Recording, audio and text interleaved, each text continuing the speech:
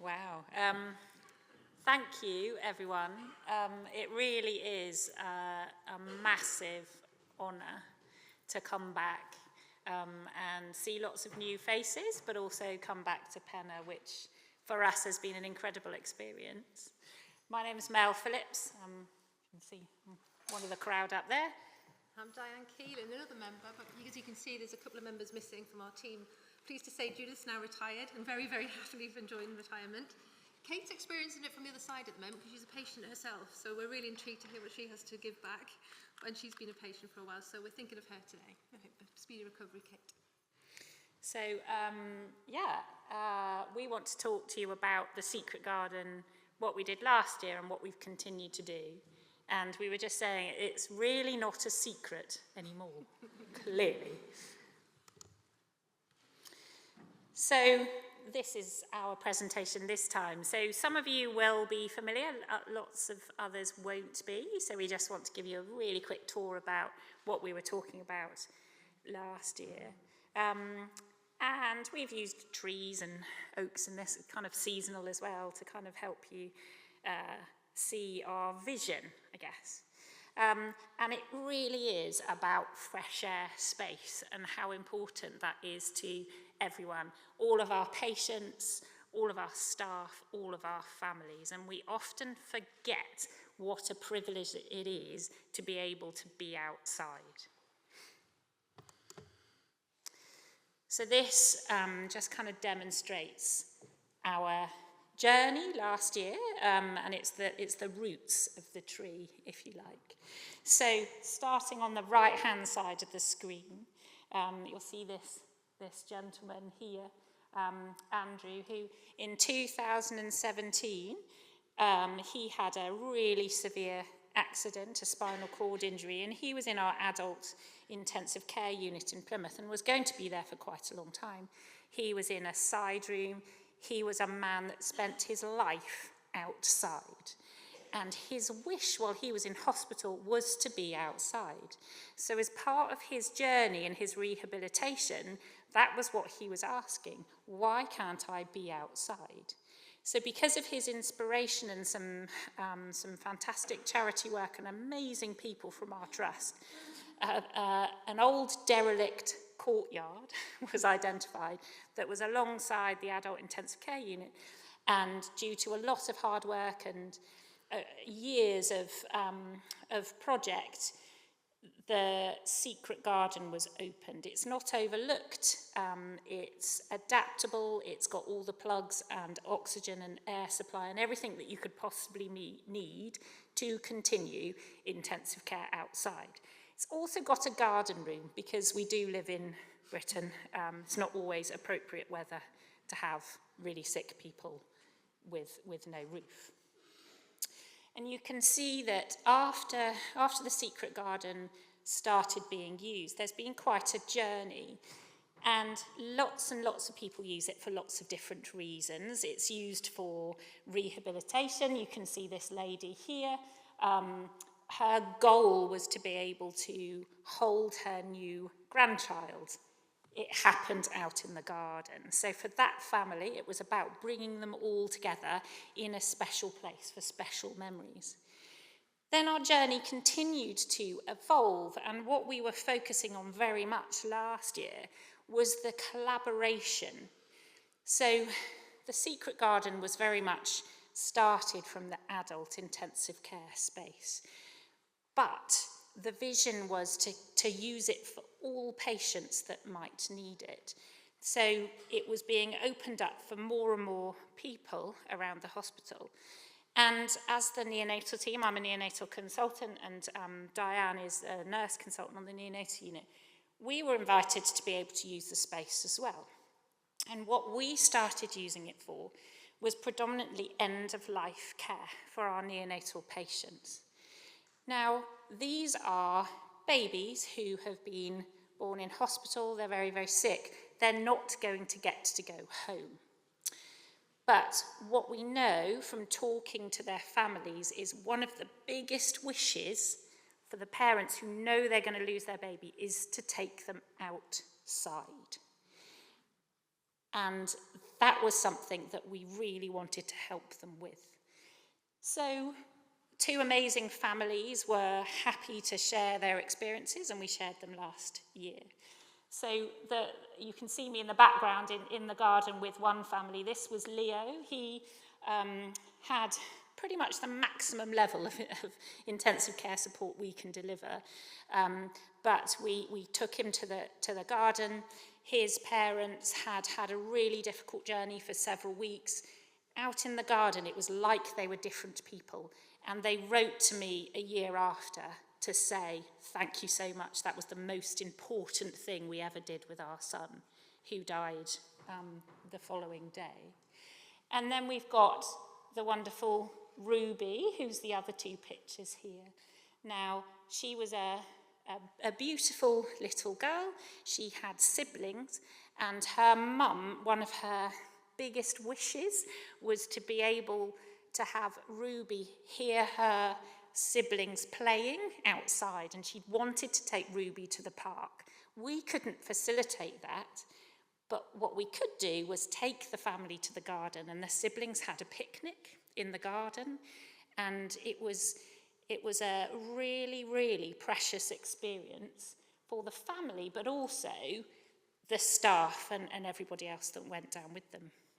Now, Ruby's mum has since watched the YouTube video of us presenting this last year, and she was really, really grateful and so pleased about the way that we were sharing the story of her daughter, which, I mean, it doesn't get better than that, to be honest.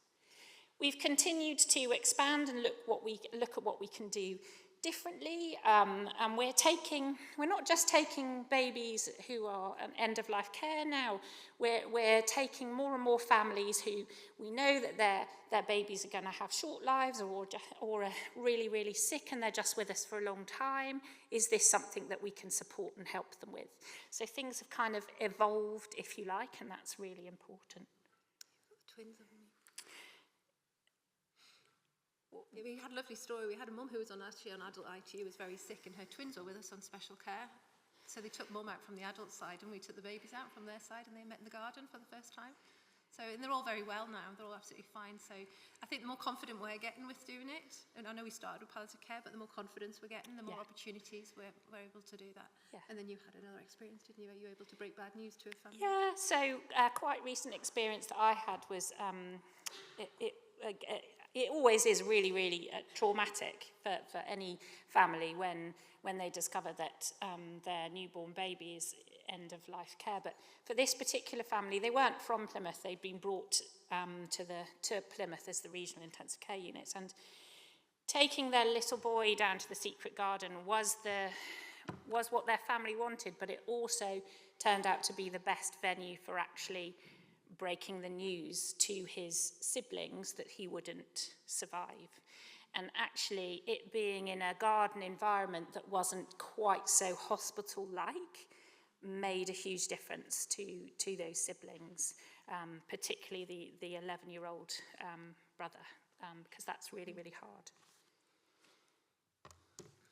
Okay, so in our journey through our growing tree, if we move to the trunk, if you like, so this is very much about all the people that are involved with this, and it's growing all the time, and that's absolutely what we want. So you can see again on the right-hand side, these are our teams. This was us taking the award back to all these people that have really, invested in it at the time, and they've brought more and more people on the journey. And you can see at the top the amazing smiling faces of the adult intensive care team. There's doctors, nurses, everybody, allied health professionals, everybody that's involved.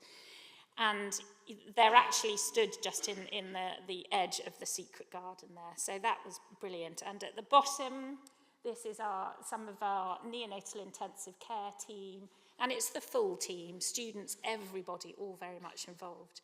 And on the other side, you can just see this is some of the activity going on in the secret garden. During COVID, it was where people were able to meet their families, etc. So there's a huge amount always going on.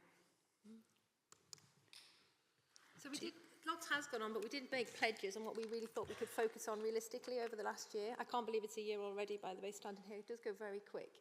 But we did talk about making it a real possibility for all families, and not just here in Plymouth. And that was very much our message last year. We weren't here to say, look what we're doing. We were here to say, look what you could do. That was very much the message we wanted to give. We have been collaborating very well with the neonatal bereavement team, which I'll talk about in a minute, and to try and make this, it's a given. So it's not just a special thing anymore. This is actually part of the palliative care pathway. Creating a national voice is what we said we would do, and also building an evidence base. And that's a bit we're working on now. And if anybody is neonatal based in the auditorium or knows who your neonatal connection is, we would be very much grateful if you could give them our information and send it your way. Because what Penna does beautifully is make connections. We made so many connections not only within the room when we got this award, but also it's extended out. And if you like, our branches of our tree have grown significantly. So this slide is quite busy, but this is all the stuff we've been getting on with. The top, we are little tree huggers. We've shared the love. We've shared this story in as many different places as we possibly can. So we have, you can see the nice picture of Kate and Mel. They went to Reason Conference, which is a neonatal national conference held every year. They told the story there, and we sent out a live QR code to say, can we have some evidence? Are you guys doing anything similar? What's happening? Would you find it beneficial? What's the barriers? How can we work with you? Would a national standard operation procedure for taking babies to the garden help you, or to any outdoor space? So we've been sharing that. The other place we've been sharing it is actually within our trust. And what I would say is that sometimes you forget to actually, a classic example today, we didn't know some of the Plymouth people were here today until we got here. You're like, oh my God, we've all come up from Plymouth. Don't tell the trust, by the way, otherwise they'll be, why did you not all get a minibus up instead of paying separate travel? But that just goes to show, you know, sometimes your internal comms is not always as good as what you might think it is. So we took it straight to the exec board and said, look what we've got. We had a nice shiny trophy, something like this is really nice to have. What were you going to do about it? And then the extra pressure we could put on them was, and guess what? We've got to go next year and give an update. And if we can't give anything to update, that's going to look awful. And we did play on that quite a lot, I've got to be honest. I'm proud to say that we did. So as it was getting 6 months down the line, if we lost a bit of momentum, we would go, just to let you know. So we shared it, we've got QR codes out, and we're going to as many different places as we can. And the Neonatal Nurses Association is actually next week in Derby, if anybody's got anybody going from their neonatal teams, and we will be collecting evidence there as well. So the hands up, if you like, on the left-hand side is very much who's in. So you get, from Penna, you'll get your initial ripples, and then you'll have, months down the line, people come in and say, I saw you talk at, or I've heard about this project. I'm doing this, will this help, or how do I get involved? So we went out to everybody who'd already given us their details and said, are you still interested?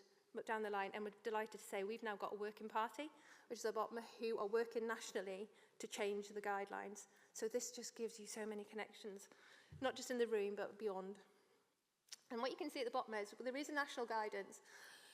Classic today, I have just this today had an email from somebody who knew that we'd won Penna, what we were doing, saying, have you seen that BAPM, who are the British Association of Perinatal Medicine, are reviewing their palliative care guideline and want to know what they can do to amend it? We're in. We're like, we've got an idea. You absolutely have to get fresh air space in there for everybody. How do we do that? And that's just through connections. So that's actually, was already in our presentation before I got that email. And we've done a standard operating procedure already, and this aligns to the adult one, which Kate was very much involved in. So she's already achieved a national standard operating procedure for adults. We've mirrored that for neonates. So there's a very real possibility that we can push this. We've published. So we were just this month, fresh off the press, it was only last week, we had our journal published in the Journal of Neonatal Nursing. And again, that's very much to say, if you guys are out there doing something similar, please let us know. We've heard some amazing stories. We've got people who are taking children to the beach for end-of-life care as part of their transport services, but they haven't had a chance to publish. They didn't know where to take that information, and now we've got a central resource because they're all coming back to us so that we can synchronise it all beautifully and then take it to the next level. And they're part of that journey. They're invited to help with that.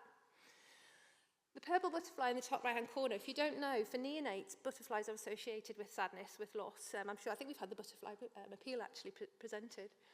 And we're trying to raise funds for a butterfly unit. So at the moment, our babies do go to the outside space, which is fantastic. But ultimately, for end of care, if that family doesn't want to withdraw in the garden, they come back into a 6-bedded ITU unit. And that's where everything happens, because we do not have a facility. So we've highlighted that to our exec boards quite happily and said, well, we need a butterfly suite. We need our very own, and it very mimics a snowdrop suite, which we often see in maternity care. This is for neonatal care. And I'm pleased to say we've had, well, first steps, we've had a walk around and someone's come to see where we could put it. They've given us the estates. We had a quote. Okay. We had a weren't quote. asking to build a house on the beach. No. But it was a similar price. We might have said that we could do with a new unit, but I mean, we might push it slightly that far. But we did say just that as a facility would be incredible for parents, because at the moment, they haven't got that personal space to spend time with a ventilated baby, and I think it's quite essential. So we are doing lots of things. As you say, if you know anybody who we've not covered, then please let us know, because we're always looking for connections. And as Mel alluded to, we are in autumn. I'm sure you all saw on your way in. The leaves have changed. The acorns are absolutely fallen to the ground. I stood on some. I've probably been hit on the head by a few. It's just fantastic. But if Kate was here, what she's always said to us is, you know you've made it when you step out of the room, everything continues as is. And we know that our garden is being used today, just not because we're not there, but because they're carrying on doing what they need to do. It carries on without us. And I think that's what that quote is about, really. When you hand good people possibility, they do great things. And that's all we wanted from this, was like, look at the possibilities. And then so we can step away, so actually the new acorns can grow. So from your experience, be confident that through Penn, you will actually start new roots, new trees, and they will keep that going. And that's what we hope to do. And the other thing I would just say about this is we all are so used to working within our own departments and within our own disciplines, so with doctors or with nurses. Break those boundaries. What is already going on within your hospitals, within your organisation that can help you? So for us, you know, the Secret Garden has become something for all Plymouth patients and families. We don't want lots of gardens. We've got that. So it's about how we can all work together. So adult intensive care and neonatal intensive care teams, they don't work together, not normally. They do now. And we're very much kind of thinking about other things that we can share and do. And that's, you know, that's what Penn is about, really. Good luck as well to everybody. Yeah, thank you.